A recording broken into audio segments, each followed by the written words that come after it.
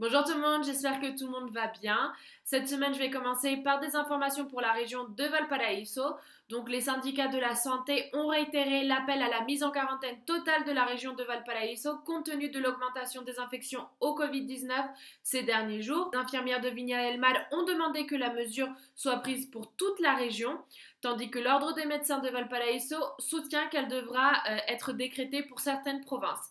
L'augmentation est principalement concentrée à Viña del Mar et à San Antonio. Cependant, selon l'autorité sanitaire, la région de Valparaíso ne répondrait toujours pas aux exigences pour entrer en quarantaine totale.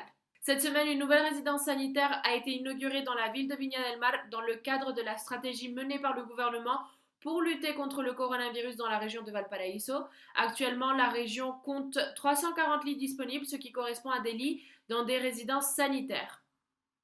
Passons maintenant à la région métropolitaine. Le ministre de la Santé, Jaime Mañalich, a assuré qu'il estime que la vague d'infection au coronavirus dans la région métropolitaine durerait près de 6 semaines. Cependant, il a ajouté que cela ne signifiait pas que pendant ces 6 semaines, les personnes devaient être en quarantaine, mais que s'ils pouvaient isoler les cas, utiliser les résidences sanitaires, cela ne devrait pas durer aussi longtemps.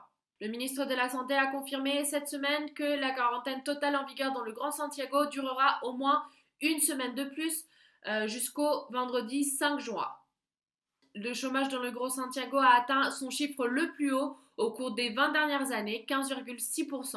Selon l'analyse publiée par le Centre de microdonnées de la Faculté des sciences économiques et commerciales de l'Université du Chili, la hausse du taux de chômage répond fondamentalement à une baisse de l'emploi total de 15,5%, ajoutée à une baisse de la main-d'œuvre de 7,5%. Cela équivaut au fait qu'il y a actuellement 469 284 chômeurs. Et une information qui difficile depuis un moment déjà les résidents haïtiens au Chili, beaucoup sont encore dans l'attente de leur certificat de casier judiciaire d'Haïti. Ce certificat est obligatoire à présenter pour l'obtention de la résidence définitive au Chili. Et une information que j'avais déjà donnée dans une vidéo précédente, mais que je trouve que c'est très important de le répéter, que si vous êtes victime de violences physiques, psychologiques, sexuelles ou monétaires, n'hésitez pas à contacter le WhatsApp Mujer, le chat web 1455 ou les réseaux sociaux du ministère de la Femme et de l'égalité des genres pour demander de l'aide. Voilà, c'était tout pour cette semaine. N'hésitez pas à télécharger l'application Tizen sur votre portable. Et avant de partir, je voulais souhaiter une bonne fête des mères à toutes celles qui nous regardent. J'espère que vous avez passé une très bonne journée et on se retrouve la semaine prochaine.